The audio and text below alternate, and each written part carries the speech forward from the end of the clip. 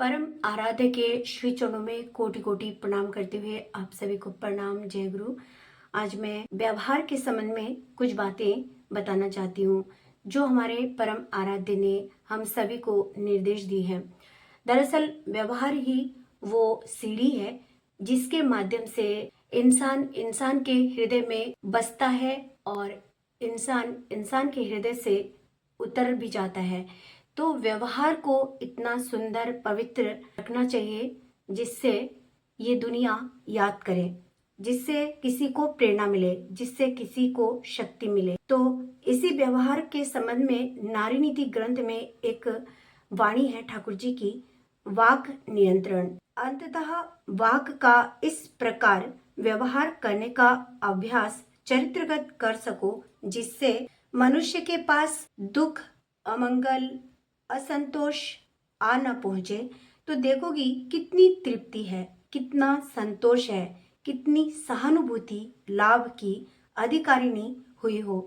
उसकी इयत्ता नहीं, आग्रह सहित इच्छा को आमंत्रित करो, अभ्यास में लग जाओ। समर्थ नहीं होगी, निश्चय समर्थ होगी। तो परम आराध्य ने हम माताओं को विशेषकर इन सभी बातों का ध्यान रखने के लिए कही है। दरअसल माताएं होती हैं शक्ति की प्रतिमूर्ति। वो दो कुलों की रक्षा करती हैं, दो कुलों के व्यवहारों को नियंत्रित करती हैं, दो कुलों की रक्षा अपने कर्मों के माध्यम से करती है, अपने संस्कार के माध्यम से करती है, अपने व्यवहार के माध्यम से करती हैं। तो इसीलिए माताओं के ऊपर इस बात की ज्यादा जिम्मेदारी है। हालांकि ये सभी के लिए इम्पोर्टेंट है कि हम सभी के साथ अच्छा व्यवहार करें। ये जिस तरह से माताओं के लिए इम्पोर्टेंट है उसी तरह से दादाओं के लिए भी इम्पोर्टेंट है। ठाकुर जी ने स्पेशली ये नहीं कही है केवल माताओं के लिए ही ये जरूरी है, ये सभी के लिए है। व्यवहार वो सीढ़ी है जिसके माध्यम से हम किसी के हृदय में बसते हैं और किसी के हृदय से उतरते भी हैं। इसीलिए इन सभी बातों का ध्यान हम सभी को रखना पड़ेगा।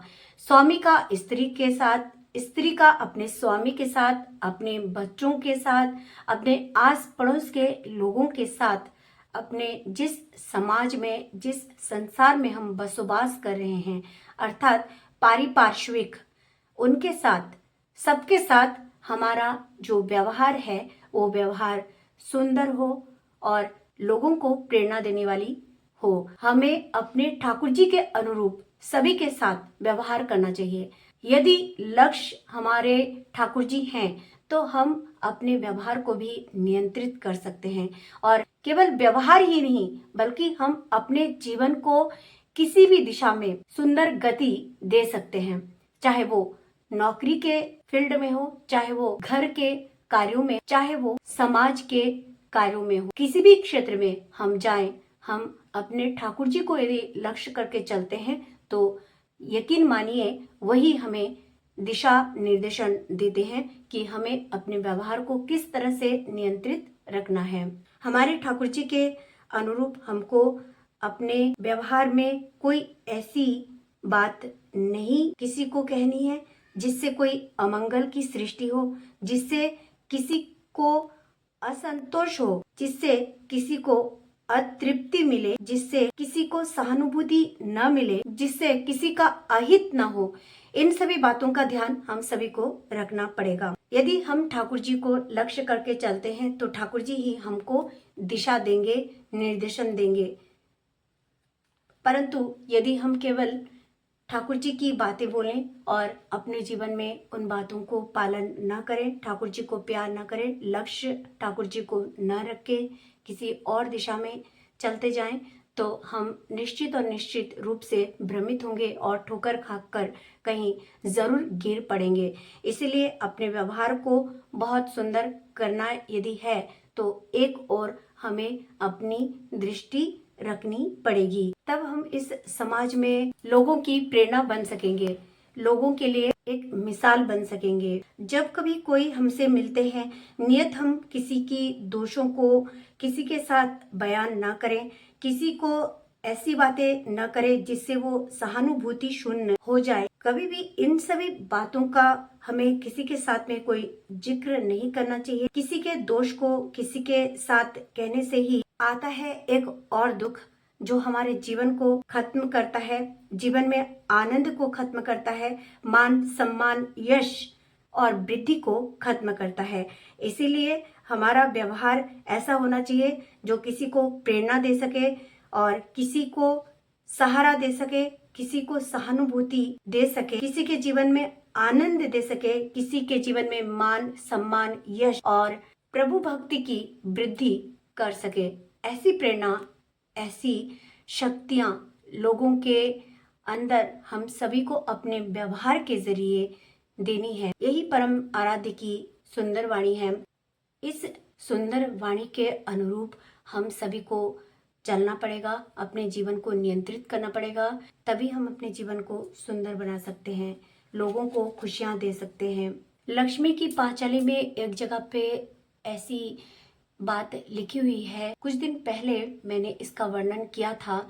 लक्ष्मी माँ की जो पांचाली और व्रत कथा है उसमें एक बात लिखी हुई है कि प्रतिदिन यदि घर में झगड़े होते हैं तो इससे लक्ष्मी उस घर को छोड़ के चली जाती हैं कहीं दूर, बहुत दूर, और फिर वापस नहीं आती।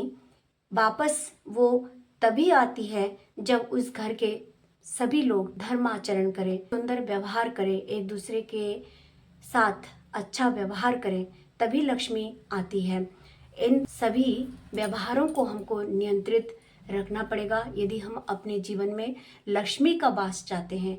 यदि हम चाहते हैं कि लक्ष्मी हमारे जीवन में परिपूरित होकर रहें, लक्ष्मी का सदा हमारे जीवन में, हमारे मान सम्मान में, हमारे हर कर्मों में लक्ष्मी का सदा आशीर्वाद बना रहे, तो हमको अपने इस व्यवहार को बैलेंस में रखना पड़ेगा। घर में किसी भी तरह से हमारे कारण कोई वाद विवाद न हो सके। कभी किसी कारण से घर में यदि खाने में थोड़ा सा नमक कम ज़्यादा होता है तो घर में जो बच्चे होते हैं वो अपने बुजुर्गों के ऊपर ना कोई आर्गुमेंट करे, ऊंचे स्वर में कोई तिरस्कृत पूर्ण कोई वार्तालाप ना कर दे, खाने का असम्मान ना कर दे। ये जो छोटी छोटी बातें होती हैं, यदि वो उस समय अगर किसी को कोई बात बोलनी भी है तो प्यार से सम्मान के सहित यदि बोले तो इससे लक्ष्मी खुश होती हैं और परिवार में झगड़े नहीं होते और परिवार में हमेशा शांति परिपूरित होके रहती है। तो इन सभी बातों को हमें ध्यान में रखना पड़ेगा। किसी को कुछ भी बात हम कहते हैं, अपने व्यवहार को नियंत्रित रखना पड़ेगा। अपने व्यवहार को नियंत्रित रख के ही किसी को कुछ हमें कहना चाहिए। छोटे के साथ प्यार के साथ व्यवहार करना चाहिए, बड़ों के साथ हमेशा सम्मान के साथ व्यवहार करना चाहिए। अपने व्यवहार को बैलेंस रखने के लिए नाम और ध्यान की मात्रा बढ़ा देनी चाहिए और इन सभी बातों के ऊपर ध्यान यदि हम दें तो हम अपने इस संसार जीवन में सुखी होके रह सकते हैं। लक्ष्मी सदा चिर स्थिर होके हमारे घर रह सकती है। इन्हीं बातों के सहित आज मैं आप सभी से अभी विदा लेना चाहूंगी। आप सभी की मंगल कामना प्रभु श्री चरणों में करते हुए आप सभी को प्रणाम। जय गुरु, वंदे पुरुषोत्तमम।